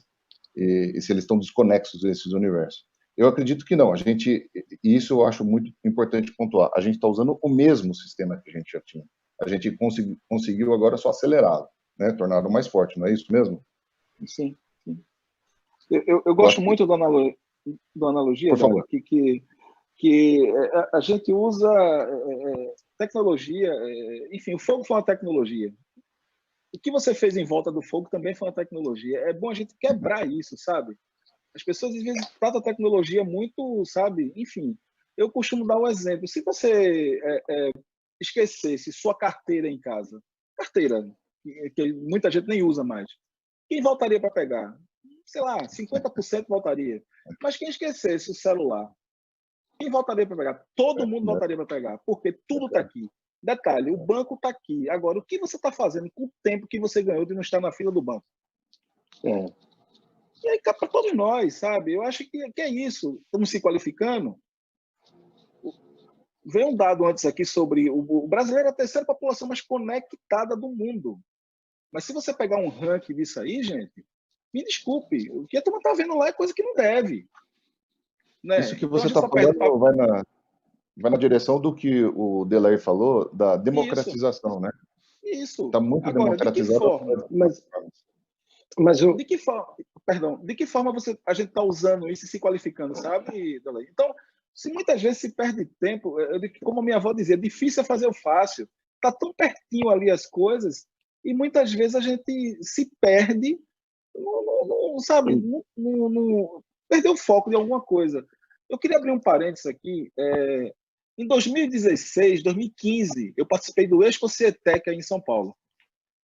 E aí, com o Sérgio Rizola, palestrando, ele me chamou para lá, eu estava em São Paulo, fui lá visitar o Expo-Cietec. Você falou dos meninos, eu lembrei disso que veio na minha mente. Os meninos chegaram para mim para ser mentor deles. Era um aplicativo que eles criaram para colocar o 9º dígito quando o Estado de São Paulo colocou o 9º dígito. Sei lá, acho que 2014, não lembro. E aí o moleque fez, olha, a gente criou isso aqui, o que é que você acha, Cláudio? Eu disse, rapaz, olha, eu não moro aqui em São Paulo, eu vim visitar um amigo, mas olha, você entendeu a necessidade, a Anatel ainda ia lançar o 9º dígito, os moleques saíram na frente. Resumindo, um mês depois, esses meninos botaram na plataforma, em um mês, quando saiu o 9º dígito, esses meninos tiveram lá 285 mil downloads a $2. O Brasil é capaz disso mesmo. Pois é, então eu acho que a gente tem que se compreender dessa forma, sabe? Se compreender dessa forma. Deixa eu fazer uma intervenção. Eu tenho aqui, estou tentando também cumprir o tempo, está ficando muito legal. O Marcelo Medeiros, ele fez uma pergunta que eu achei muito pertinente. Ele falou assim, são poucas universidades que conseguem ter a mesma footprint da Unicamp e da USP, né? Como é que solucionar esse gap? Eu acredito que esse programa aqui, do Teias de Inovação, está endereçando justamente isso, Marcelo. Ele é de Salvador. Você pode comentar um pouco, Marcelo, da Unicamp? Como é que a gente pode multiplicar esse modelo que deu tão certo, inclusive, nesse momento de crise?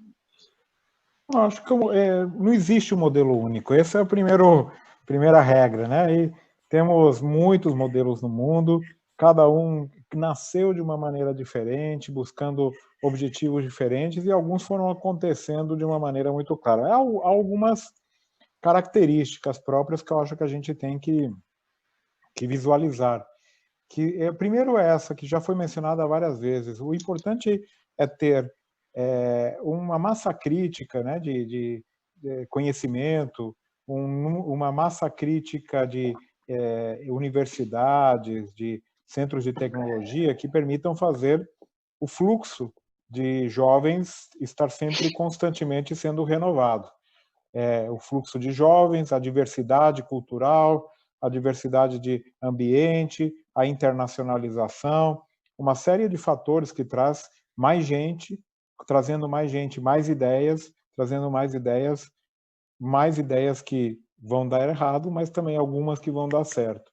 E isso é fundamental. Então, tem que ter um ambiente específico. Aqui nós tivemos a sorte de ter uma universidade que nasceu com esse DNA de inovação e numa cidade que ainda era relativamente pequena, né, que oferecia uma certa mobilidade fácil, né, não horas e horas de transporte, todo mundo ali próximo, um distrito onde tem a Unicamp, tem a PUC, tem outras faculdades, onde foram criados 4 laboratórios, Centro Nacional de Pesquisa em Energia e Materiais, 4 laboratórios nacionais, ou seja, criou-se um ambiente, um meio de cultura, né? Um meio ambiente propício para que essa inovação aconteça.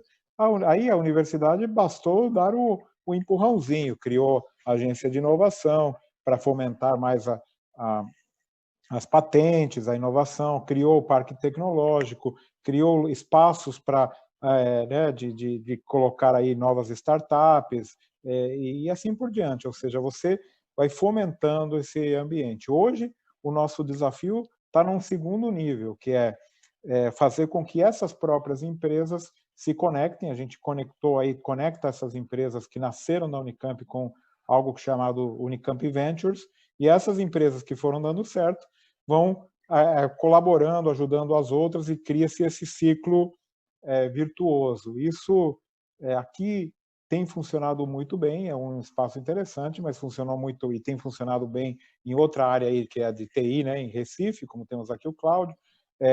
Tem um espaço naturalmente muito privilegiado em São Paulo, ali perto da USP, IPT, etc., que também tem essa característica e ainda pode ser mais ampliado, né? Tem um belíssimo projeto aí pensado em fazer realmente um distrito inteligente lá perto onde é o CEAS, o CEAGESP em São Paulo. Aqui em Campinas também temos queremos dar um passo além, né? Com o Hub Internacional de Desenvolvimento Sustentável, e é questão de começar de alguma maneira e fomentar. E existem inúmeras áreas onde é possível. Tem o empreendedorismo social, tem toda a parte, bom, tem milhares de áreas do saber onde é possível fazer. E, por exemplo, quem perguntou aí é de Salvador. Salvador tem a questão cultural fantástica, toda uma questão aí fundamental na cultura brasileira, na gastronomia, no turismo, ou seja, tem milhares de opções aí que a gente pode seguir, mas basta ter aí um pouco de persistência e encontrar o caminho adequado.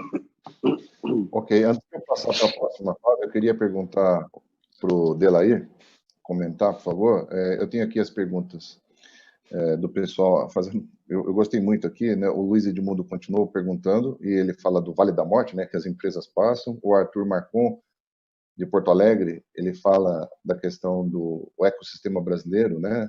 Do governo, universidade, parque, que o Marcelo estava falando, para desenvolver a sustentabilidade, né? Inovações sustentáveis.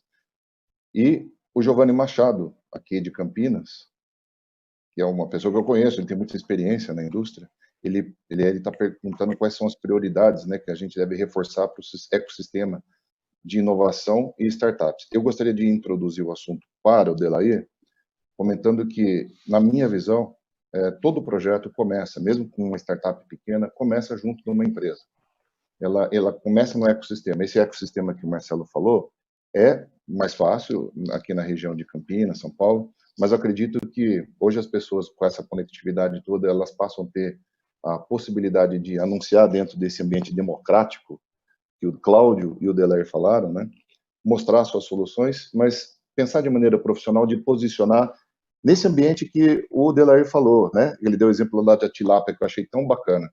Como é que a gente promove essa sustentabilidade e passar pelo Vale da Morte, Delair, nesse procedimento aí, nessa experiência que você teve, para a gente, antes da gente passar para a próxima fase? Excelente pergunta. Eu acho que o primeiro ponto para você passar pelo Vale da Morte é resolver o problema do medo, né? Sem medo você não passa o Vale da Morte, né? Eu acho que esse é o primeiro ponto. Segundo, não, mas é verdade, a gente como líder, como empresário, como inovador. Segundo, acho o seguinte, eu acho que nós também temos que desmistificar algo que uma startup precisa ser digitalizada. E, Cláudio, desculpa se eu vou contra um pouco, acabei estudando o Porto Digital e o que vocês fazem é fantástico. Eu acredito muito na digitalização. Né? Agora, a startup não necessariamente, ou a inovação não necessariamente, ela precisa passar pela digitalização. Nós confundimos muito inovação com invenção. É a primeira confusão que a gente faz. Né? Agora, se você tomar a decisão de digitalizar, e aí o Cláudio é mais especialista que eu, e talvez eles poderiam estender um debate muito maior, nós temos que lembrar o seguinte, nós temos que lembrar dos famosos 6Ds da digitalização, certo? O segundo, depois da digitalização, é a decepção. Você vai se decepcionar. Então, todo mundo... Então, assim, veja bem, a indústria ela está carente de soluções disruptivas, Dario. Nós precisamos de soluções disruptivas, mas elas não necessariamente precisam ser digitalizadas. Elas precisam ser exponenciais. Certo? Bem colocado. Então, de novo, nós estamos desesperadamente atrás de soluções disruptivas muito mais exponenciais do que digitalizadas. Se elas precisarem ser digitalizadas, ótimo, mas o que nós queremos é que elas sejam exponenciais. Então, assim, eu acho que esse é basicamente o que eu acredito. Esse é o que eu poderia falar para o Luiz aí da pergunta. E segundo, eu acho que a gente fala muito de inovação, tudo que nós conseguimos fazer, independente da área que nós estivermos, quanto mais a gente se afastar do nosso negócio usual, ou da nossa maneira usual de ser, mais nós vamos nos aproximar de imaginar e construir caminhos diferentes. É isso que a startup faz. A startup traz para mim, traz para a gente, uma maneira diferente de ver, né? Porque a startup, ela talvez ela ultrapassa como é que é a zona do medo aí, da morte, a zona da morte? O Vale da Morte. O Vale da Morte, e não pensa que uma empresa como a MSD, com 128 anos, não passa por Vale da Morte quase todo dia, né? A gente tem medos aí que a gente enfrenta. Não sei se eu respondi, mas basicamente muito, isso, Cláudio. O André Chaves, do Rio de Janeiro, ele fala dessas estratégias, né, para levar a inovação às grandes corporações, foi justamente o que você comentou, e eu acredito que a experiência do Brasil, lá na Alemanha, por exemplo, existe um Instituto Fraunhofer, né, existe um ambiente todo lá preparado e meio que já padrão. Aqui no Brasil, com o material humano que a gente tem, a universidade dando apoio localmente e os programas de abertura como o da indústria e do Porto Digital estão fazendo, né? Existe um ambiente já para se conversar, né? E o que eu gostaria de sugerir, da gente sugerir na sequência, os nossos telespectadores também, né? Poder fazer contato depois, posteriormente, da gente criar um modelo de padronização que essas ideias cheguem rápido e essa velocidade de interação junto desse parque industrial, o parque de inovação, a universidade ocorra rápido para gerar uma evolução. Eu quero avisar que, aproveito aqui, né, antes da gente ir para uma fase mais conclusiva, de que tem um próximo evento, né, do Telas, que vai ser dia 18, agora de junho também, e vai abordar o sistema, em particular, de Caxias do Sul, do Rio Grande do Sul. O tema vai ser instrumentos de fomento, incentivo à inovação e empreendedorismo, que é justamente as questões aqui que nós estamos tratando. Ou seja, de maneira bem prática, né, o Ministério está colocando aí já como essa padronização vai ser colocada e discutida em âmbito nacional, com as suas variações locais aí. E do ponto de vista aí de outros eventos, né, nacionais e regionais, vão ter mais 2 eventos por mês até o final do ano, né? E vai ter vários aspectos aí que tem a ver com essa questão local e geral, né, nacional do Brasil. Eu gostaria de passar, então, para uma fase de pergunta e resposta aí, com comentários do público, e nós levaríamos para o encerramento. E eu gostaria de pedir para cada um que fizesse um comentário, uma descrição, né, daquilo que seria o tema principal. Eu provoquei no começo essa interação, essa velocidade nós exploramos dentro do debate aqui. O Brasil conseguiu já mostrar que tem um ecossistema que pode até competir com aqueles estrangeiros, né? A minha provocação é que quais são as mensagens finais e como que a gente poderia promover a indústria. A minha visão é de centralizar todo o esforço em volta da indústria. A indústria que paga imposto, ela que paga a universidade, ela que vai absorver pessoas, os embriões das empresas, né? E a minha provocação é nesse sentido, se vocês concordam, de a gente reforçar a indústria. O Ministério está fazendo isso ao falar de inovação, localmente, né? Como o Marcelo falou, lá no Nordeste é um, no Rio Grande do Sul é outro. Mas eu gostaria de provocar no sentido de a gente pisar no acelerador, né? E não retrair. Esse é o momento que o Brasil precisa utilizar esse mecanismo da indústria para gerar soluções. E soluções a gente medir, porque a Alemanha não é o Brasil, a Inglaterra não é o Brasil, e nenhum outro país é o Brasil. O Brasil é o Brasil, e nós temos os nossos próprios desafios. Até os dados sobre o Covid-19 estão mostrando isso. Cada país é uma coisa. Hoje de manhã eu vi uma notícia, li esse artigo do Cell.com lá, daquele senhor que está simulando todos esses, que é o Paul. Ele comentou que provavelmente uma das razões pelas quais existe uma grande imunidade na Inglaterra e na Alemanha, natural, as pessoas nem carregam carga viral, é porque comem muito chucrute e a comida apimentada. Né? Quer dizer, cada um tem o seu problema. E nós aqui temos que responder aos problemas medindo e usando a indústria. Na minha opinião, essa eu gostaria de comentário de vocês. Qual a mensagem final? Bom, eu posso começar. Acho que esses diálogos são sempre muito ricos, muito importantes. A gente está vivendo aqui agora um momento novo, que a gente está se adaptando. Você vê, o número de pessoas aqui que estão participando é incrível. Não teríamos condições de fazer isso presencialmente, apesar de eu concordar com o Delair, que agora depois já poderíamos ir tomar um chopinho, depois de um happy hour e tal. Lá Seria no Giovanetti 5, né, de Campinas. isso, mas seria o ideal no momento, não é possível. E, de fato, algo que também o Cláudio mencionou, que é importante. Eu não sei vocês, mas eu estou trabalhando muito mais do que antes. Até estou com saudades de ir para São Paulo, perder umas 3 horas em trânsito e tal. E aqui é videoconferência atrás de videoconferência. E é isso que está acontecendo. O que a gente está fazendo com esse tempo a mais que a gente conquistou de não ter que estar no trânsito, ou de não ter que participar de alguma cerimônia e assim por diante? É um pouco esse desafio de uma adaptação adequada a um momento novo, como dizem, sem querer ser muito, sem falar muito do jargão aí, né? Do novo normal, é o que a gente vai ter que buscar como adaptação específica. Isso vai acontecer e tem que acontecer com a indústria, com a sociedade de uma maneira geral. Olha, o mundo já viveu crises terríveis e acho que se adaptou. Esta é uma delas. E é muito esquisito, para dizer o mínimo, participar dela ao vivo e não saber direito o rumo que a gente vai tomar. Mas certamente o importante é acreditar, estar junto como instituições para seguir em frente e sobreviver a esse momento tão difícil que a gente está vivendo. Principalmente aí é um momento agora de solidariedade, realmente com as pessoas que estão passando fome, com as pessoas que estão aí com muita necessidade, e isso, acho que vai determinar as nossas ações daqui para frente. Obrigado, é isso. Eu queria agradecer novamente o convite e é uma alegria estar aqui com vocês.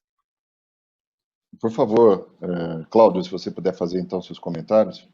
Eu queria, primeiramente, agradecer, tá? Foi um papo incrível. Obrigado, Delair, obrigado, Marcelo, obrigado, Dário, obrigado, Pedro. Paulo, desculpa.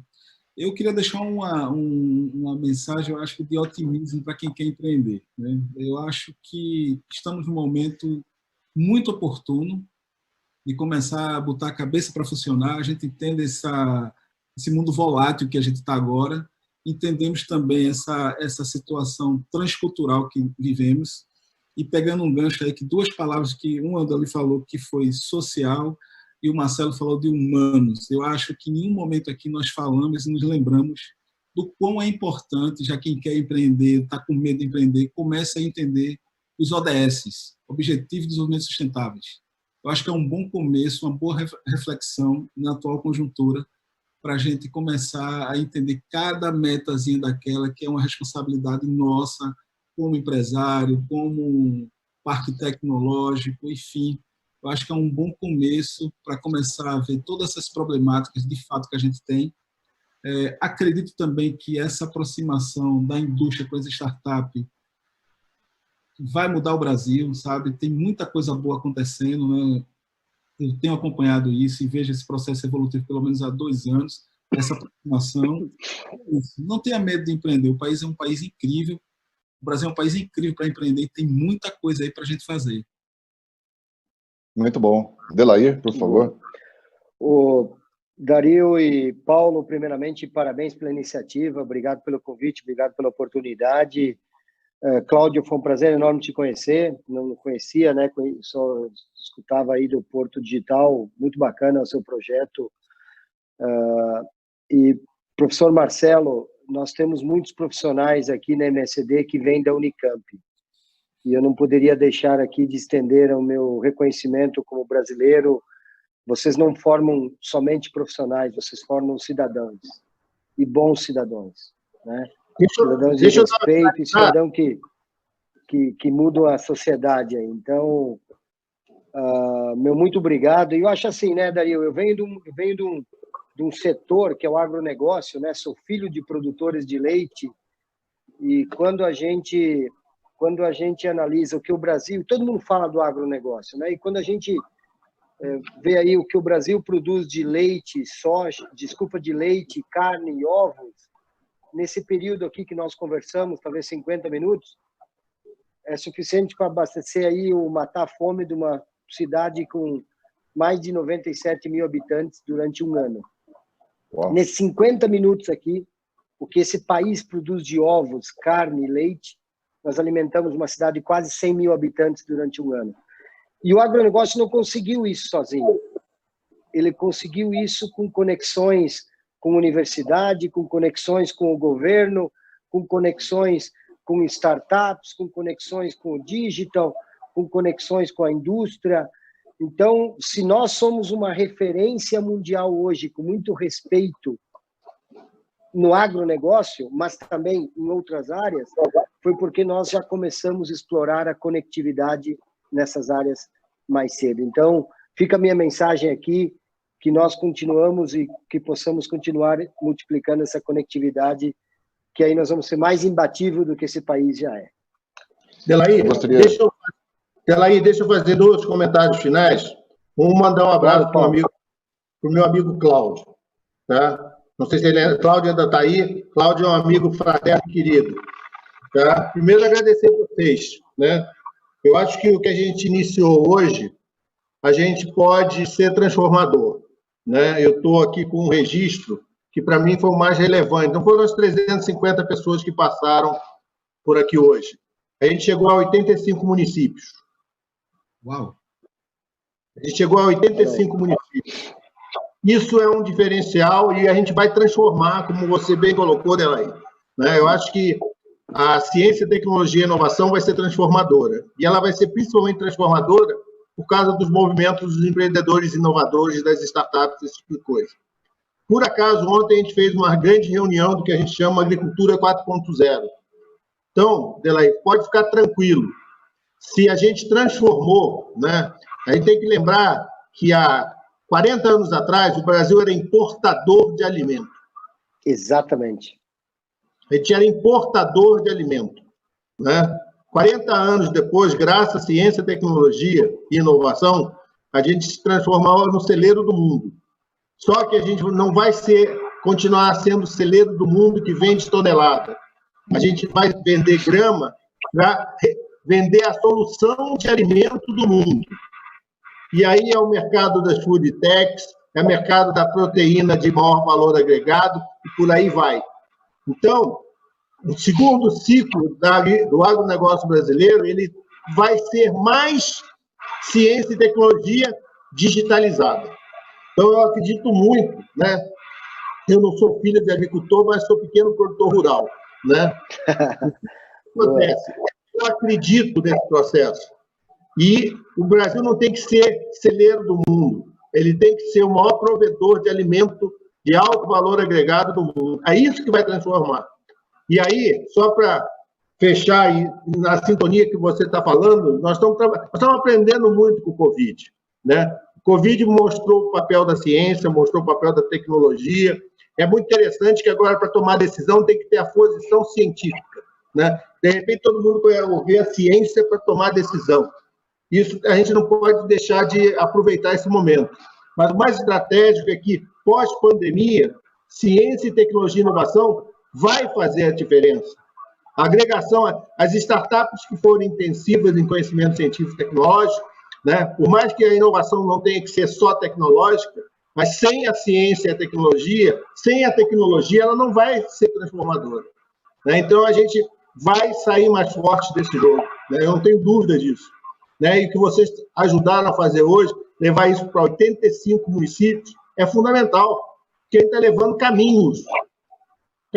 O cara não precisa sair do seu território rural, o cara não precisa, né, sair do seu espaço para ter sucesso, para empreender, para fazer diferente, para gerar riqueza, para gerar postos de trabalho. Né? Porque é fundamental ter um propósito. Né? E aí eu aprendo muito com o meu amigo Cláudio, que todo dia me ensina, quando eu vejo as mensagens dele, né, que com propósito a gente vai longe. Eu gostei... Então, olha, pela contribuição de vocês. Muito bom, Paulo. Obrigado. Muito obrigado. Eu gostaria Paulo. De comentar para Cristiane Pitaluga, o Enio Carli, de São Bernardo do Campo, a Raquel de Curitiba, André Chaves, tanta gente aqui, Adriano de Belo Horizonte, o Ítalo de Santa Caetano do Sul, Orlando de São Bernardo do Campo, todos eles têm questões que fazem pertinência aos próximos eventos que vão acontecer, especialmente aquele do Rio Grande do Sul, que é um exemplo para os outros estados. Eu gostaria de deixar um comentário para todos eles, eles estão tantas perguntas interessantes aqui, de que percebam que o senhor secretário nacional de Empreendedorismo e Inovação do MCT está ouvindo as suas perguntas, ele está aqui junto, ele não delegou para ninguém, ele está participando. Então, eu acredito que a oportunidade que esta crise trouxe foi de aproximar nós dessa tríade que eu mencionei. O governo deu a liberdade que a gente possa colaborar e ele está observando para fazer a política e a adequação regional, né, aquilo que o Marcelo da Unicamp falou, para que cada um use a sua capacidade localmente, não precisa pensar que São Paulo e Campinas ou Rio de Janeiro sejam os únicos polos aí de inovação. Eu gostaria de agradecer muito, eu aprendi bastante hoje, né, eu acredito que os nossos participantes também, e gostaria de, então, encaminhar todas essas perguntas para o senhor secretário, né, que está acompanhando sempre de perto aqui, e os nossos colegas. Muito obrigado. E serão respondidas, tá? Muito bom. Muito bom. Obrigado a todos aí. A todos, prazer. Amigo querido, até. Obrigado, Paulo. Um abraço. Obrigado, Dario. Tchau, gente. Obrigado. Valeu.